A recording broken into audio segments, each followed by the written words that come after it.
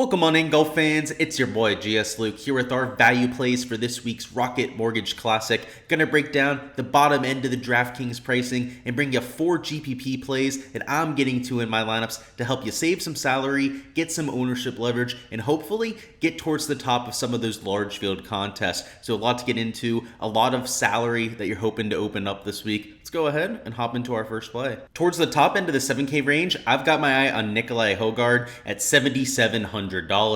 He's been in a little bit of rut of form of late, has not gone out there, been as consistent as what he was for his first 3 to 5 events on the PGA Tour, but a high upside player that in weaker field events to this point has gone out there and impressed. So I'm getting there. It's definitely not a recent form type of play, but it's been decent on Ben Poa in the small sample that we have. We take a look at the last 36 measured rounds. You'll see that he's been a little bit disappointing, right? A slight loser across the board, but a lot of his top end finishes, especially the finish out there at the Puerto Rico Open, I believe it was, Corrales too, were all at events without shots gained, right? So a lot of his, top 5, top 10 finishes when he's been in contention aren't included in this sample size here, right? There's no way to get those sort of shots gained metrics. So I think it's a little bit misleading, let's say, if you go and look at some of the modeling, if you look at some of the recent form metrics. But if you take a look at his DP World Tour record, really takes apart easy conditions,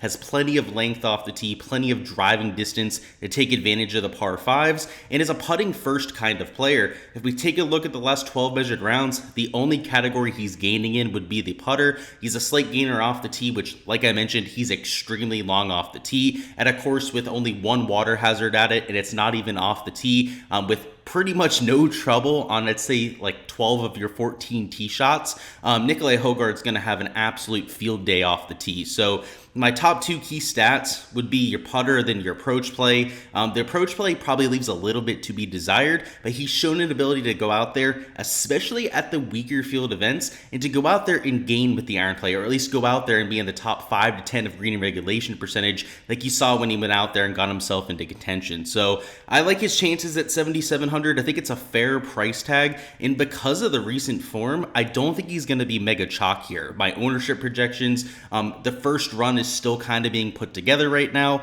but I've got him in the sub 10% range, right? Not a lot of steam going to Hogar here. A lot of people priced $100, $200 more than Nico that are getting a lot more attention than the guy on the special temporary exemption. So he'll be a name that we see here for years to come. High upside player. His brother Rasmus has been on our radar for 3-4 years at this point. So at this weaker field kind of event is where I think you're going to see this kind of name pop up. Next up, a little bit cheaper, towards the bottom end of the 7s, believe it or not, $7,100. 2 of our value plays this week towards the bottom will be in the 6K range. So like I said, a lot of salary that will be opening up. But our next play is Harry Hall, who, if you're looking for form, he's going to have it in bunches for you. And kind of like a Hogar, gets it done with the putter. And that's really what we're looking for at a birdie fest like this. If you haven't seen my core plays video yet, if you haven't seen the course breakdown on my channel, it's all about the putter, the wedges, and I would say a little bit of driving distance mixed in. Well, 2 of those boxes he checks emphatically. The putter is probably top 3, maybe even the best putter in this entire field. Really long off the tee, like that too. Harry Hall can hit it a country mile.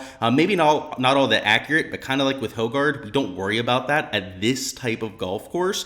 But then the wedges, believe it or not, Harry Hall's a lot better than you would expect. He's outside the top 100 in most proximity buckets, except for the ones from 150 yards and in. He's a little bit more respectable, right? Closer to like 60, 70 on the PGA Tour. So I think all of that is beneficial towards his game. We take a look at the last 12 measured rounds, get an idea of how he's been playing. You'll see that he's a gainer with everything but off the tee. The off the tee is entirely due to accuracy, but once again at Detroit Golf Club, it is as wide open as you're going to find. The last 36 measured rounds, so we zoom out a little bit, he does lose with the approach play then, right? The more that we zoom out, but the short game is always going to be there. So I like the putter, especially like these high upside top 5 putters in the field at a putting contest, at a birdie fest like what you're going to see this week. On Ben Poa, another small sample, so take this with a grain of salt out there, but is gaining over half a stroke per round of Ben Poa, which is believe it or not, even better than his already ridiculous 36 round baseline. So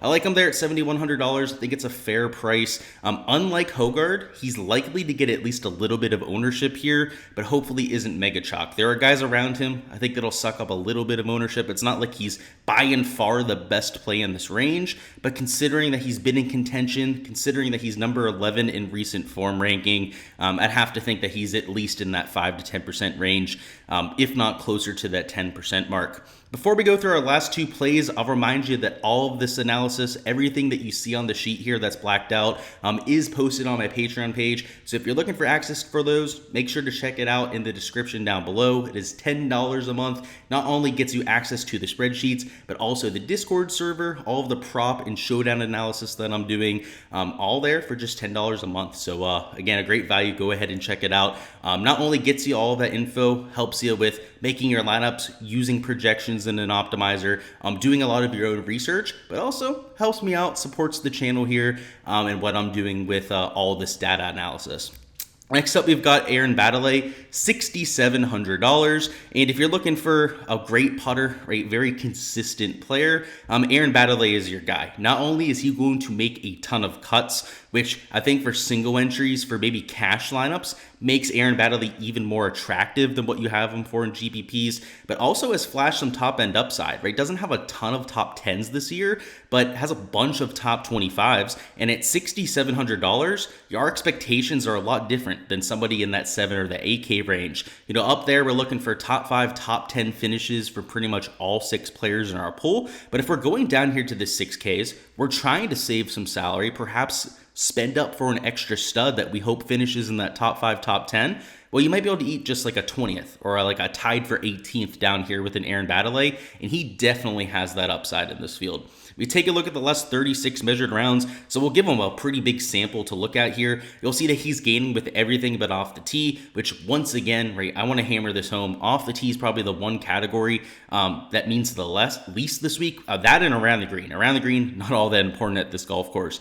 You would figure, right, if this winning score is going to be 25 to 30 under par, you're probably not looking at around the green all that much. But respectable approach play and a really good putter. We take a look at the last 12 rounds, which have actually been some of the worst for him the entire season. You can see losing off the tee, but still respectable approach play. In fact, gaining with the approach play in a world-class short game. Pretty much, you know what you're getting with Baddeley. You know you're going to get somebody that's maybe not the best off the tee player. He's kind of inaccurate and relatively short. But if there's a golf course you can get away with that, go out there, still finish in the top 5, top 10, it would be a Detroit Golf Club. So I like the course fit.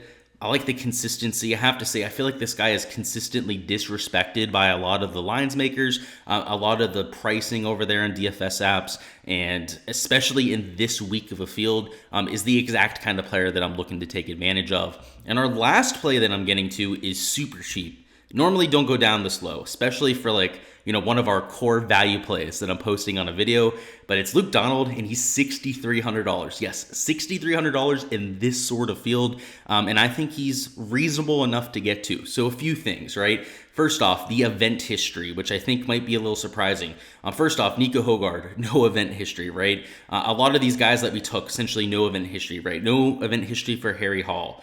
It's the Baddeley's played here before, I'd have to imagine, right? Yeah, a couple missed cuts, a T41, nothing crazy. But look at this. A little sneaky Luke Donald down here has made 3 or 4 cuts. He's played here every year, so he knows this golf course. And from the course fit perspective, it makes perfect sense for Donald, right? We take a look at the last 36 measured rounds. So this is a large sample for Donald, right? This isn't like some 2-3 event sample where things can get real cloudy out there. He's gaining with everything but off the tee, right? A loser off the tee. He's really short at this age. He hits a bunch of fairways, but he is, you know, probably in the bottom 10 for driving distance in this field. But from everything else, from fairway in, is still world class. Gains on approach, gains around the green. He's played in some of the top end fields over the last few months. Maybe not the elevated field stuff, but he's played in a lot of these sort of fields, like with a Rocket Mortgage, and still consistently gains. Gainer with the putter. We take a look at the recent form, right, just in terms of finishes of late. Way down here again, super cheap. T38, T40 missed cut, right? He's made 2 of 3 cuts. We're probably going to need a top 25 finish. We're even at $6,300, right? Like, I don't know, a T45, a T50 probably isn't going to win you the large field GPP, but if you just need someone to make the cut, I mean, this is opening up just an insane amount of salary up top. I think he's got a real good chance to make the cut. So kind of know what you're buying here. You're not really buying somebody with a ton of upside. Like, I mean, I couldn't see Luke Donald finishing top 5 here. I really don't know if I could even see him finishing top 10 at this sort of golf tournament. But considering that he kind of like spent POA, he's been pretty decent on these greens over the years. He's been hitting the ball well, especially on approach over the last 5-6 months. I don't think it would be crazy for him to go out there, have like a spike round or two, right? Go out there, shoot like 6 under par, something like a 66 a couple days out there. And that at $6,300 might be enough to get their job done. Even in some of the large field GPPs, right? Like if he finishes like T28 or something like that, that might be enough, especially if some of those top end players, right, that you're getting because you're saving all the salary, end up paying off too. So it's an interesting strategy. I like a lot of the guys in the 10K range, so I'm going to need that salary to try and jam in 1-2 of them into lineups. And Luke Donald, there's a few others down here I think are worth some attention as well, is going to be the guy that I'm favoring to get to some of those top-heavy kind of lineups. Alrighty guys, that is all I've got for the value plays this week. Before you hop on out of here, first off, smash that like button for me. It goes a huge way with helping me grow the channel, get these sort of videos, this content out there to even more people. But also, go ahead and comment down below who you've got as your top value priced $8,000 and below on Draftkings. It can be towards the top end of the board, it can be a high 7K option, or it can be a little bit more ambitious about it and maybe even give me a 6K option that you're getting to. Either way, guys, I appreciate all the support here on the channel. Hopefully we can go out there, have ourselves a week here for the Rocket Mortgage. We've got a few other events, then our last major of the year. So let's go ahead, get on a heater, get that momentum rolling going into that last major, and have ourselves a month here. So best of luck, like I said. Hopefully you guys can go out there, see a few of your names towards the top 5, top 10 of those GPPs, and I'll catch you guys on Wednesday for the live stream at 7 p.m. Eastern. There, you can bring any questions you've got. We'll go through the weather, chalk, all that sort of fun stuff. Make sure you're prepared with what you need to know to go out there and have yourself a profitable weekend. Until then, best of luck, and I'll catch you guys then.